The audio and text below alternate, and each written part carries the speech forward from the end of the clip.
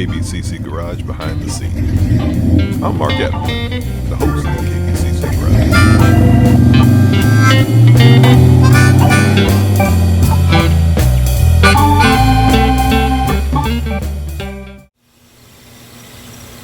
Hey folks, this is Cliff Kissy Boy Smith coming to you with a video on the Unified Scale Automotive Content Creators Group Build.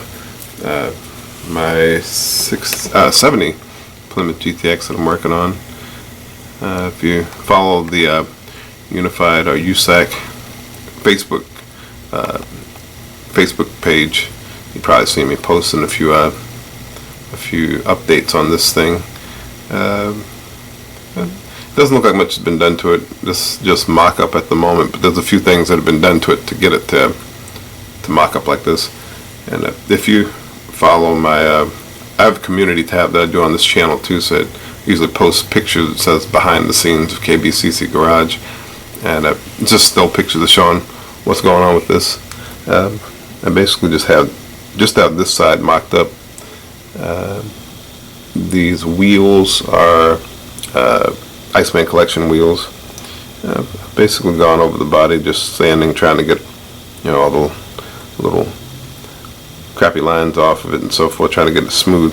I want this to come out good, and I've got a bunch of different ideas I'm trying to come up with to make this stand out as best I can and have fun with it, but I don't want to have it come out looking like junk, especially when I got 4 months to do it.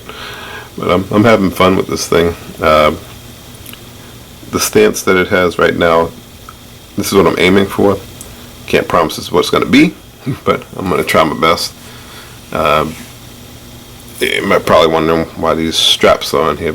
When I mock up my cars, if the chassis is going to slip out or if there's anything underneath it I want to hold on and see what it looks like it's going to fit, I get these little rubber bands. They come in a 500 pack, so there'll be plenty to go around for the rest of my life. Little hair elastics that helps to tie everything together. So if you're ever wondering why some of my cars are held together like that, that's what I'm using. That, and I use poster tacky, to hold parts together. Anyway, I haven't really done too much in the last couple of days on this. I put in a lot of work. I think like toward the end of last week, mid to end of last week. I have tubbed the rear wheel wells. I've also had to kind of see if I can pull it up here. Okay, you can see from the back here, I've actually had to kind of shave back the rear of the interior. That's going to need to be adjusted once the glass is in and everything. Because for some reason I was just sitting here staring at this thing, trying to figure out, well, how can I make mine different than things that I usually do around here. And basically this is what I came up with. Basically I've gone ahead and hinged and opened my trunk. I actually went and got part of the trunk interior done. As you can see, it's with sheet styrene and pill bottles, the usual tricks, I went ahead and cut some pill bottles in half and then shaped them. There's going to be a lot of filling that's going to have to be done to get those, to get it look natural. And I use that. Well, many people have done hinges. I use what I call the Mini Dreams hinging method, because he was one of the first people I saw do hinges, like on his trunks and hoods and everything. So using that Mr. Mini Dreams method of hinging the trunk. And I'm actually muddling it over my brain as far as under the hood, whether I'm going to do similar hinges on the hood, because as you can see, it's kind of hard to get that off, and I would like to have it like the trunk where I can actually pull it off and on and have a hinge mechanism so it can swing up and stay up, or I can actually squeeze the tubing for the I use paper clips, squeeze the tubing that the paper clip goes through. That way to hold it in place, and you can pose it in any position, and you can pull the hood off if you need to or whatever. And the hinges I'll probably notch inside here so the hinges will rest in there. Now, before I turn this around, I have only mocked up the one side, so you're going to see the ugliness on this side. everybody's complaining about that 8-foot tall battery, and I looked at it and I thought to myself, phew, not gonna deal with that myself. So I went ahead and peeled that battery out of it and made a little filler panel here that I've been kind of sanding on every once in a while when I want to listen to a little blues music and zone out. So I'm working on that. There isn't much more that's going on aside from trying to figure out little things that'll set mine apart from everyone else's. I know Robert, it's Time Machine scale models. He and I were on the same page about a wheel combination, and I had picked these up originally to put on here, and I just saw it, the diameter of the front wheel. Well, not even the diameter of the front wheels, but the tires. Well, maybe the diameter too. The wheel and tires, they were a little too small for this front wheel well for me. So I decided that I would use these Iceman wheels. I've had these around for, I'm sure, over a year. Never had any clue what I was going to put them on.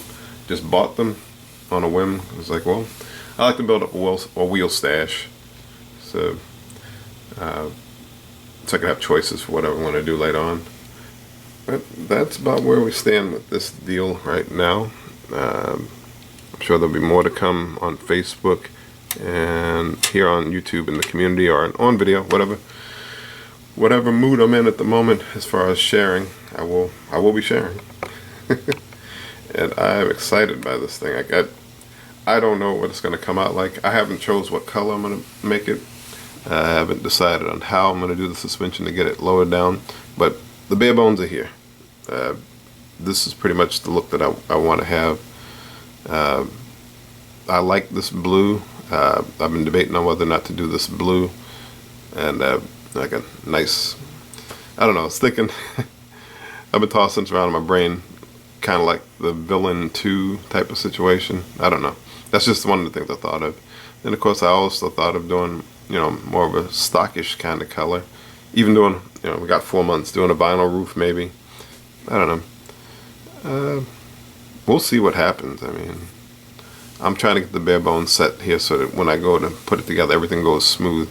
And so far, it's been coming out pretty good. I did have a bit of a warp in the back of the body that I didn't notice until after I cut the trunk out. So I've been kind of like massaging it to try and get the body to be straight.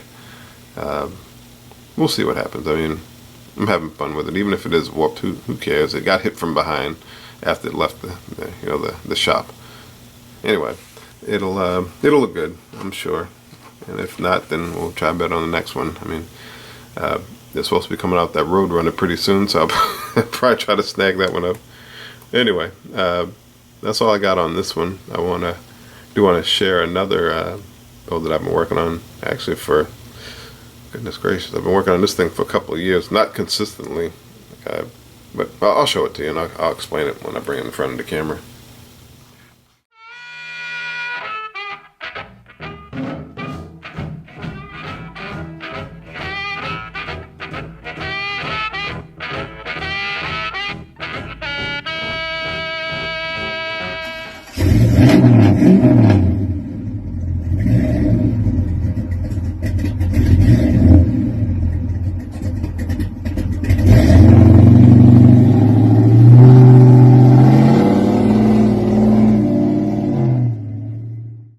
Here's the second thing I wanted to show you guys. This is the Revell Monogram 1969 Pontiac GTO Judge Kit. But this car is called Don't Judge Me. Because at the time I started painting this, actually a couple of years ago, it's like my first airbrush paint. This is all KTX, and this is actually a blend of I don't remember exactly which craft paint it was, but it's a blend of Mandarin Orange and then a KTX Wicked Orange color. The funny thing about this car was I had done all the body work on it to get it as smooth as I could back, I think like 2019 or whenever. Primered it white and went right back and painted it orange. painted it orange, basically darn near the same shade the plastic is. But I had lost the decals to this, so I was like, well, I'm gonna try my hand at just, you know, airbrushing the stripes on it. And I was, you know, airbrushing the stripes on it. I thought to myself, I was like, geez, I don't know if it's gonna look good, so don't judge me. And that's where the name came from. So I started posting pictures of it on Facebook, and I was getting really close to done with this, because this car didn't take that long. This is a very simple kit. It didn't take me that long to get to, you know, the point of painting and so on and so forth. And I was just gonna throw a clear coat on it and be done with it. And I had a set of Zimmerman wheels, Z wheels, I was going to put on it. And I got all the wheels lined up and everything. And then this wheel right here, not this one, but the Zimmerman wheel, I went to put it on. And for some reason, I guess I pressed it too hard, and crack. The piece, some of the prongs, I guess you call them, in the wheels, broke off. And I could not fix it. I couldn't glue it back together. I reached out to Z to see if I can get some more wheels from him, and want to buy a whole new set and then have mismatched wheels. And I had posted on Facebook this build. People were following it, and I'm not sure if you guys remember him. Rob, I don't remember how to pronounce his last name. Rob from the Busted Knuckle Garage. He actually sent me a few sets of wheels that matched those. And at that time, I didn't have the ability to airbrush Molotow, the liquid chrome. I guess I didn't trust myself to do it. But anyway, I went and I got those from him, but I just tossed it in the box and didn't go back to it anymore. Since then, Rob has passed away, so I'm sad to hear that. I wanted to use the wheels he gave me, but unfortunately I never got a chance to use them. But I guess in a way it's kind of a dedication to Rob of the Busted Knuckle Garage. He loved Pontiacs. I know his channel, he had a whole bunch of Pontiacs. And anyway, so a couple of months ago when I was working on the D100, I saw this sitting on the box, and I just got the urge to finish this thing, like get it as done as I possibly could. And so I discovered, you know, a while back, Duplicolor's 1K clear, super glossy clear. I was like, well, what the heck, I'll try it on here. Worst that can happen is, you know, it gets messed up, I strip it and I repaint it again. And I'll use the decals because I actually found them. But I shot this as the few coats of that 1K clear. And as you can see, I've actually polished it a couple of times and it came out looking pretty good. These wheels also are, I believe these wheels are Iceman wheels as well. I've been looking online at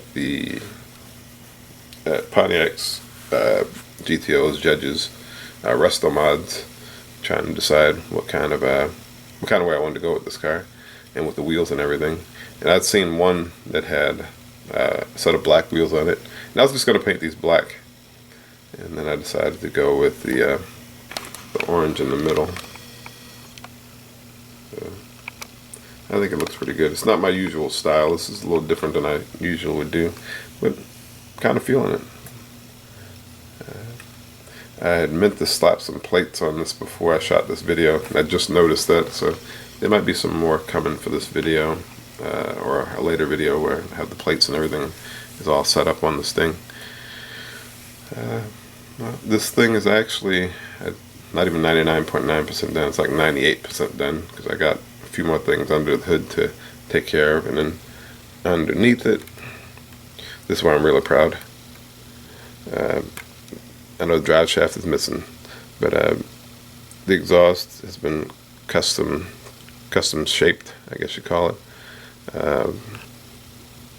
From here to the mufflers is kit exhaust, and then I use the method of the plastic tubing, and I put some snugly fitting solder in it, and then basically just bent it the way I wanted it to be. And then this is just wire for the hangers here, so they hang up.